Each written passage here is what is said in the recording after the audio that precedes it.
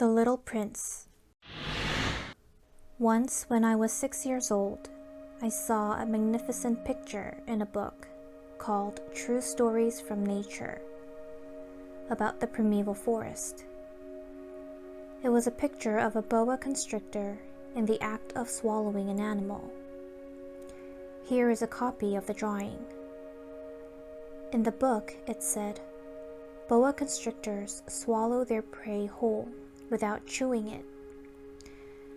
After that, they are not able to move, and they sleep through the 6 months that they need for digestion." I pondered deeply then over the adventures of the jungle, and after some work with a colored pencil, I succeeded in making my first drawing. My drawing number 1. It looked like this.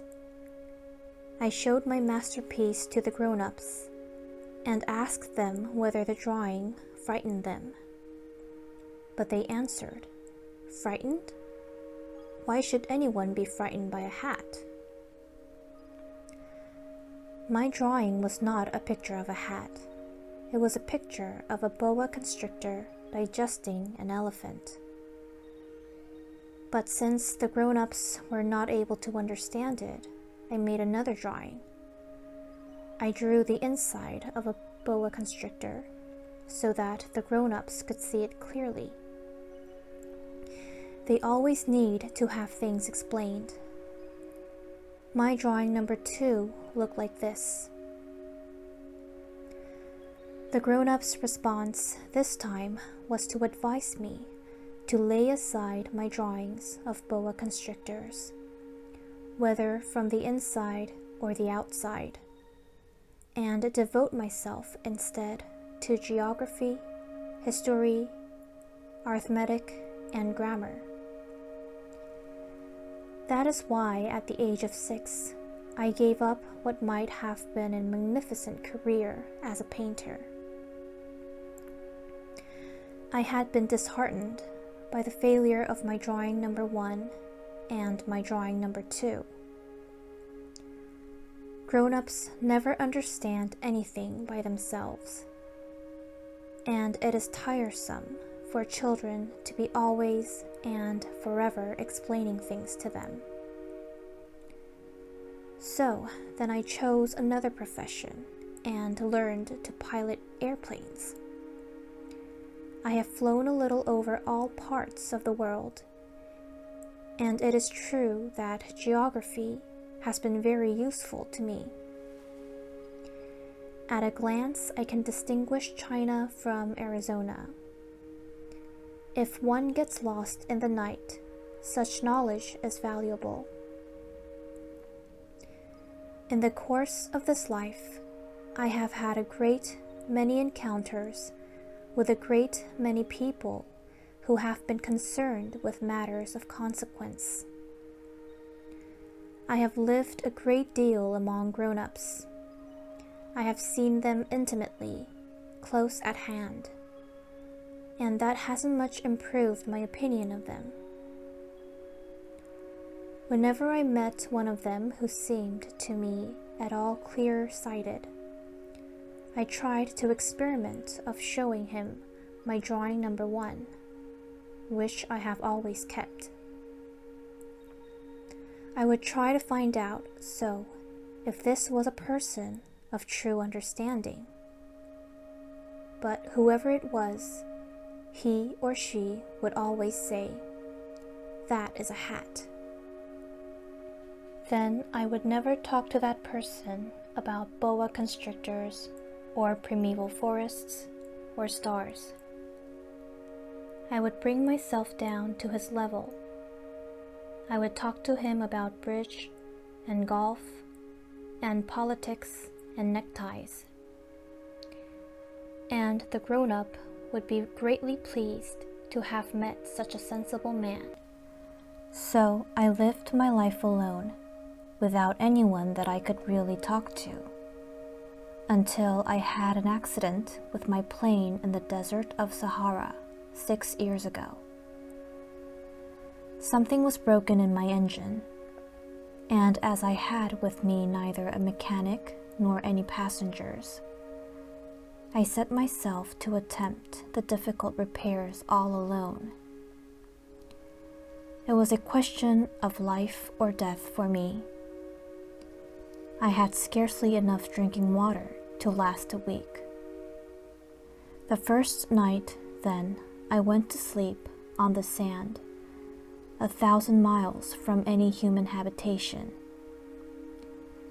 I was more isolated than a shipwrecked sailor on a raft in the middle of the ocean. Thus, you can imagine my amazement at sunrise when I was awakened by an odd little voice. It said, "If you please, draw me a sheep." What? Draw me a sheep? I jumped to my feet, completely thunderstruck. I blinked my eyes hard.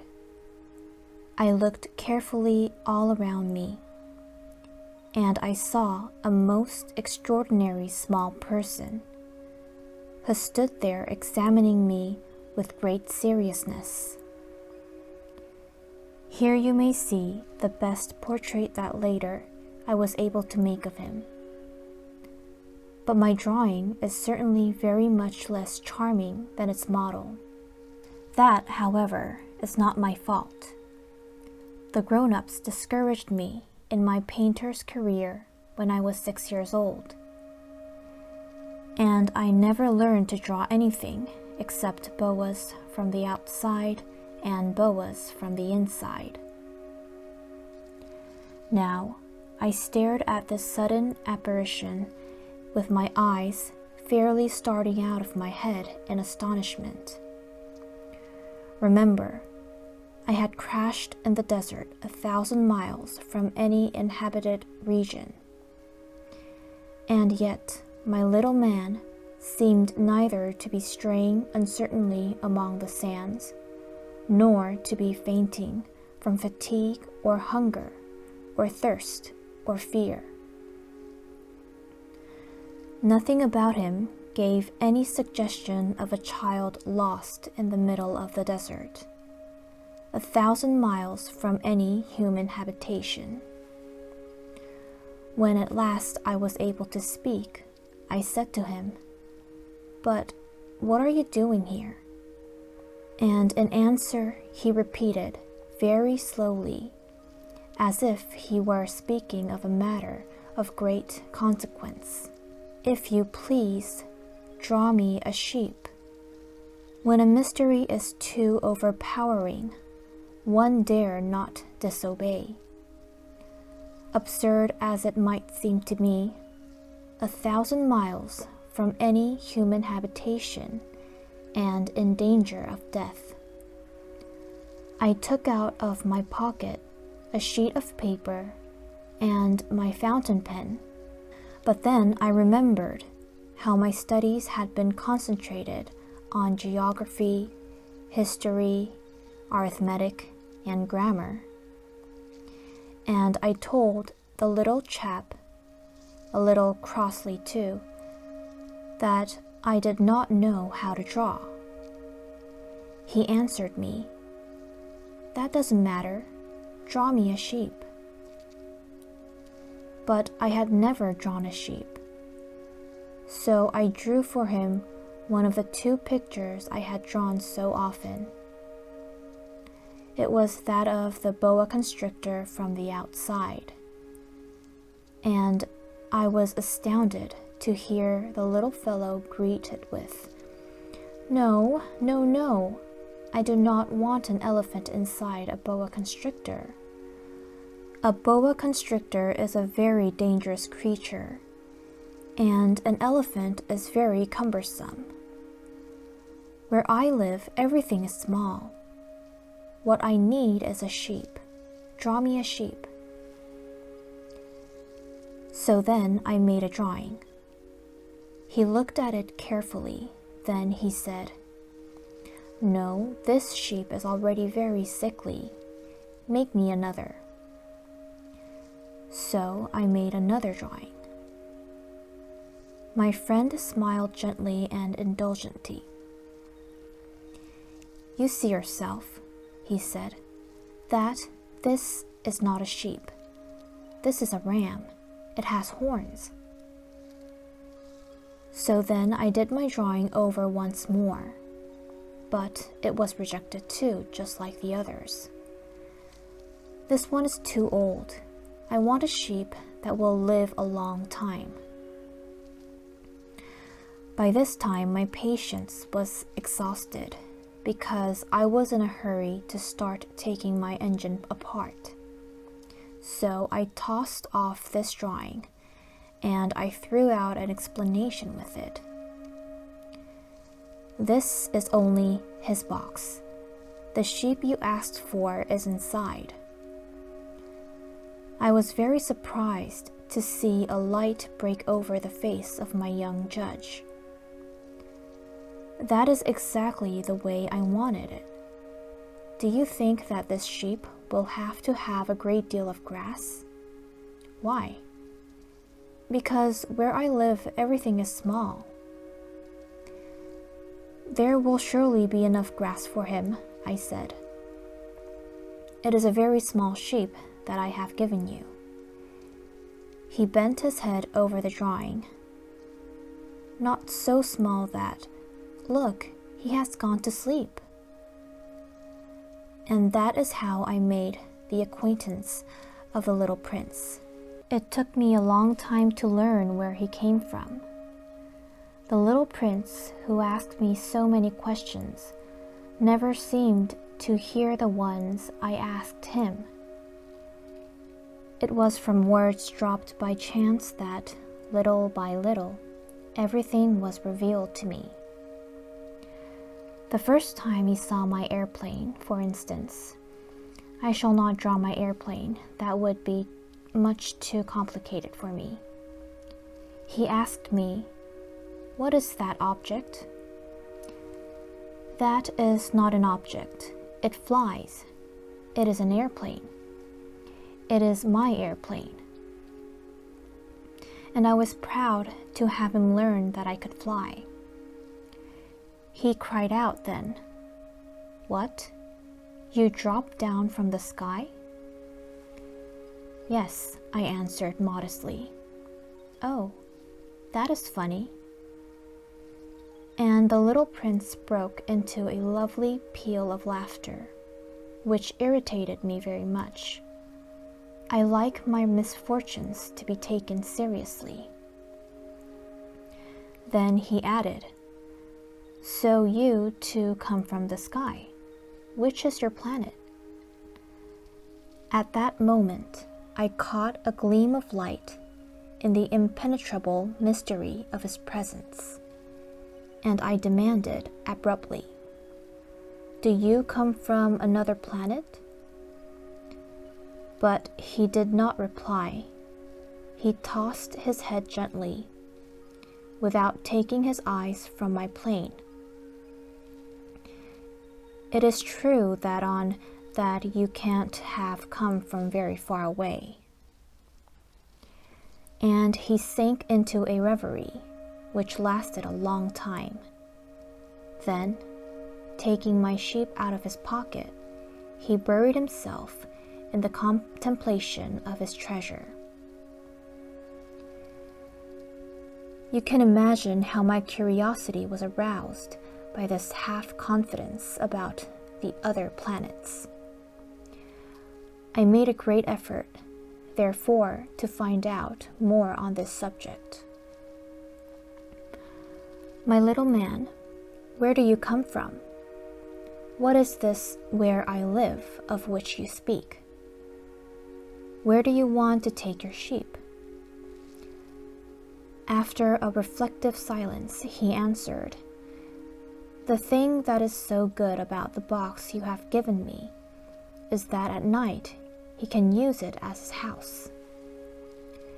"That is so, and if you are good, I will give you a string too, so that you can tie him during the day and a post to tie him to." But the little prince seemed shocked by this offer. tie him. What a queer idea. But if you don't tie him, I said, he will wander off somewhere and get lost. My friend broke into another peal of laughter. But where do you think he would go? Anywhere straight ahead of him. Then the little prince said earnestly, That doesn't matter. Where I live, everything is so small. And with perhaps a hint of sadness, he added, Straight ahead of him, nobody can go very far. I had thus learned a second fact of great importance. This was that the planet the little prince came from was scarcely any larger than a house. But that did not really surprise me much. I knew very well that in addition to the great planets, such as the Earth, Jupiter, Mars, Venus, to which we have given names, there are also hundreds of others, some of which are so small that one has a hard time seeing them through the telescope. When an astronomer discovers one of these, he does not give it a name, but only a number. He might call it, for example, asteroid 325. I have serious reason to believe that the planet from which the little prince came is the asteroid known as B612. This asteroid has only once been seen through the telescope. That was by a Turkish astronomer in 1909. On making his discovery, the astronomer had presented it to the International Astronomical Congress in a great demonstration. But he was in Turkish costume, and so nobody would believe what he said. Grown-ups are like that. Fortunately, however, for the reputation of asteroid B612, a Turkish dictator made a law that his subjects, under pain of death, should change to European costume. So in 1920, the astronomer gave his demonstration all over again, dressed with impressive style and elegance. And this time, everybody accepted his report. If I have told you these details about the asteroid and made a note of its number for you, it is on account of the grown-ups and their ways. When you tell them that you have made a new friend, they never ask you any questions about essential matters. They never say to you, What does his voice sound like? What game does he love best? Does he collect butterflies? Instead, they demand, How old is he? How many brothers has he? How much does he weigh? How much money does his father make? Only from these figures do they think they have learned anything about him. If you were to say to the grown-ups, I saw a beautiful house made of rosy brick with geraniums in the windows and doves on the roof, they would not be able to get any idea of that house at all. You would have to say to them, I saw a house that cost $20,000. Then they would exclaim, Oh, what a pretty house that is. Just so you might say to them, the proof that the little prince existed is that he was charming, that he laughed, and that he was looking for a sheep. If anyone wants a sheep, that is a proof that he exists. And what good would it do to tell them that? They would shrug their shoulders and treat you like a child. But if you said to them, the planet he came from is asteroid B612, then they would be convinced and leave you in peace from their questions. They are like that. One must not hold it against them. Children should always show great forbearance toward grown-up people. But certainly, for us who understand life, figures are a matter of indifference. I should have liked to begin the story in the fashion of the fairy tales. I should have liked to say, once upon a time there was a little prince who lived on a planet that was scarcely any bigger than himself, and who had need of a sheep. To those who understand life, that would have given a much greater air of truth to my story. For I do not want anyone to read my book carelessly. I have suffered too much grief in setting down these memories. 6 years have already passed since my friend went away from me with his sheep. If I try to describe him here, it is to make sure that I shall not forget him. To forget a friend is sad. Not everyone has had a friend, and if I forget him, I may become like the grown-ups who are no longer interested in anything but figures. It is for that purpose again that I have bought a box of paints and some pencils. It is hard to take up drawing again at my age, when I have never made any pictures except those of the boa constrictor from the outside and the boa constrictor from the inside since I was 6. I shall certainly try to make my portraits as true to life as possible, but I am not all that sure of success. One drawing goes along all right, and another has no resemblance to its subject. I make some errors too, in the little prince's height. In one place he is too tall, and in another too short. And I feel some doubts about the color of his costume. So I fumble along as best I can, now good, now bad, and I hope generally fair to middling. In certain more important details I shall make mistakes also, but that is something that will not be my fault. My friend never explained anything to me. He thought, perhaps, that I was like himself, but I, alas, do not know how to see sheep through the walls of boxes. Perhaps I am a little like the grown-ups. I have had to grow old. As each day passed, I would learn in our talk something about the little prince's planet, his departure from it, his journey. The information would come very slowly, as it might chance to fall from his thoughts. It was in this way that I heard, on the 3rd day, about the catastrophe of the baobabs. This time, once more, I had the sheep to thank for it. For the little prince asked me abruptly, as if seized by a grave doubt, "It is true, isn't it, that sheep eat little bushes?" "Yes, that is true." "Ah, I'm glad." I did not understand why it was so important that sheep should eat little bushes, but the little prince added, "Then it follows that they also eat baobabs."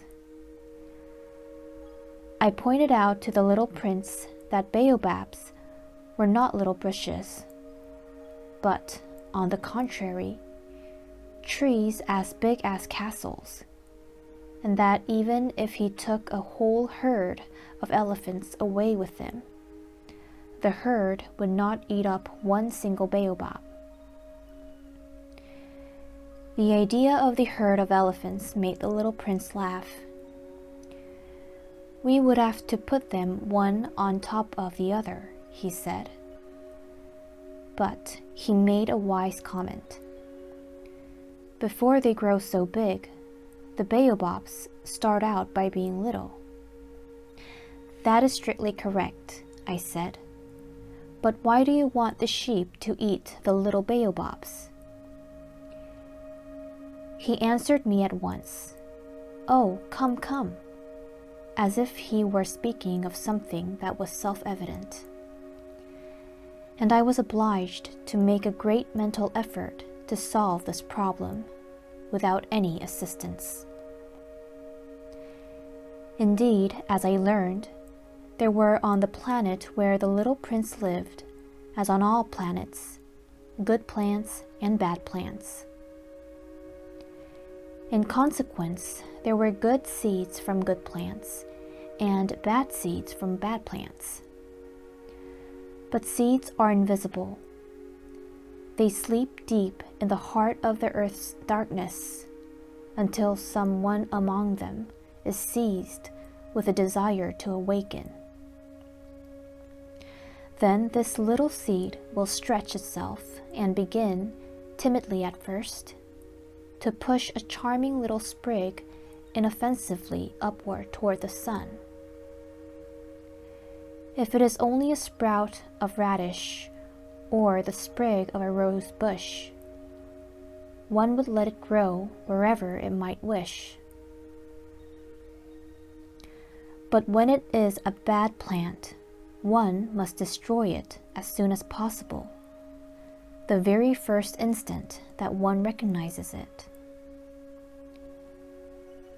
Now, there were some terrible seeds on the planet that was the home of the little prince, and these were the seeds of the baobab. The soil of that planet was infested with them.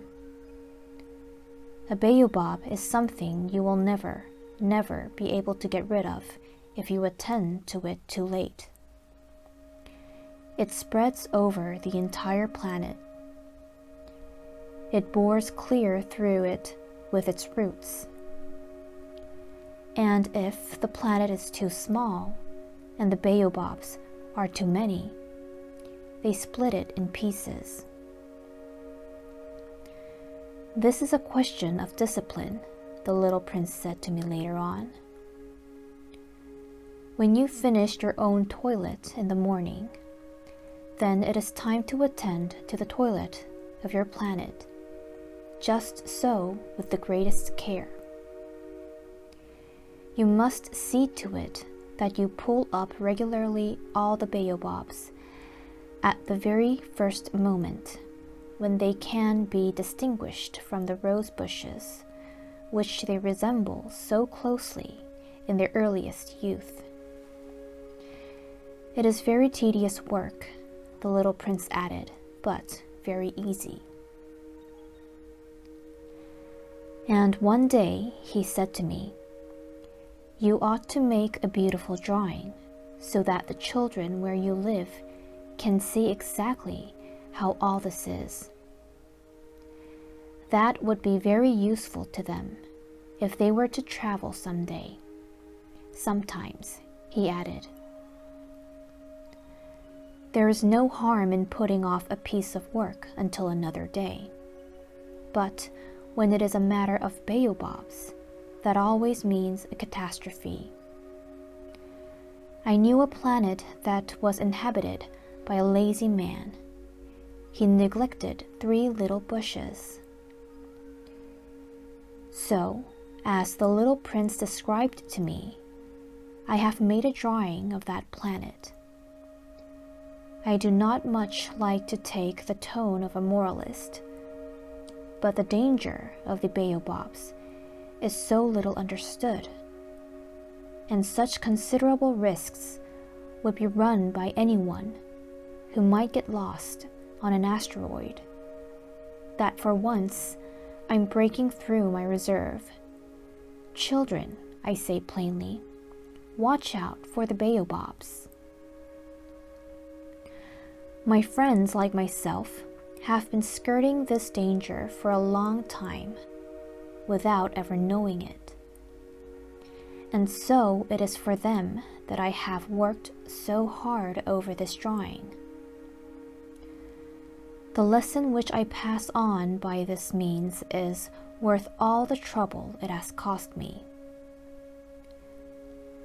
Perhaps you will ask me, why are there no other drawing in this book as magnificent and impressive as this drawing of the baobabs? The reply is simple. I have tried, but with the others I have not been successful. When I made the drawing of the baobabs, I was carried beyond myself by the inspiring force of urgent necessity. On the 5th day, again as always, it was thanks to the sheep, the secret of the little prince's life was revealed to me. Abruptly, without anything to lead up to it, and as if the question had been born of long and silent meditation on its problem, he demanded, "A sheep, if it eats little bushes, does it eat flowers too?" "A sheep," I answered, "eats anything it finds in its reach." "Even flowers that have thorns?" "Yes, even flowers that have thorns." "Then the thorns, what use are they?" I did not know. At that moment, I was very busy trying to unscrew a bolt that had got stuck in my engine. I was very much worried, for it was becoming clear to me that the breakdown of my plane was extremely serious. And I had so little drinking water left that I had to fear for the worst. "The thorns, what use are they?" The little prince never let go of a question. Once he had asked it. As for me, I was upset over that bolt. And I answered with the first thing that came into my head. "The thorns are of no use at all. Flowers have thorns just for spite." "Oh." There was a moment of complete silence. Then the little prince flashed back at me with a kind of resentfulness. "I don't believe you. Flowers are weak creatures. They're naive. They reassure themselves as best they can. They believe that their thorns are terrible weapons." I did not answer. At that instant, I was saying to myself, if this bolt still won't turn, I'm going to knock it out with the hammer. Again, the little prince disturbed my thoughts. "And you actually believe that the flowers—" "Oh no," I cried. No. I don't believe anything. I answered you with the first thing that came into my head. Don't you see, I'm very busy with matters of consequence." He stared at me, thunderstruck. Matters of consequence. He looked at me there, with my hammer in my hand, my fingers black with engine grease, bending down over an object which seemed to him extremely ugly. "You talk just like the grown-ups." That made me a little ashamed, but he went on relentlessly. "You mix everything up together. You confuse everything." He was really very angry. He tossed his golden curls in the breeze. "I know a planet where there is a certain red-faced gentleman. He has never smelled a flower. He has never looked at a star. He has never loved anyone. He has never done anything in his life but add up figures. And all day he says over and over, just like you, I am busy with matters of consequence. And that makes him swell up with pride. But he is not a man. He is a mushroom. A what? A mushroom. The little prince was now white with rage. The flowers have been growing thorns for millions of years. For millions of years, the sheep have been eating them just the same. And is it not a matter of consequence to try to understand why the flowers go to so much trouble to grow thorns, which are never of any use to them? Is the warfare between the sheep and the flowers not important? Is this not of more consequence than a fat red-faced gentleman's sums? And if I know, I myself, one flower which is unique in the world, which grows nowhere but on my planet, but which one little sheep can destroy in a single bite some morning, without even noticing what he is doing. Oh, you think that is not important? His face turned from white to red as he continued. If someone loves a flower, of which just one single blossom grows in all the millions and millions of stars, it is enough to make him happy just to look at the stars. He can say to himself, somewhere my flower is there. But if the sheep eats the flower, in one moment all his stars will be darkened. And you think that is not important. He could not say anything anymore. His words were choked by sobbing. The night had fallen. I had let my tools drop from my hands. Of what moment now was my hammer, my bolt, or thirst, or death?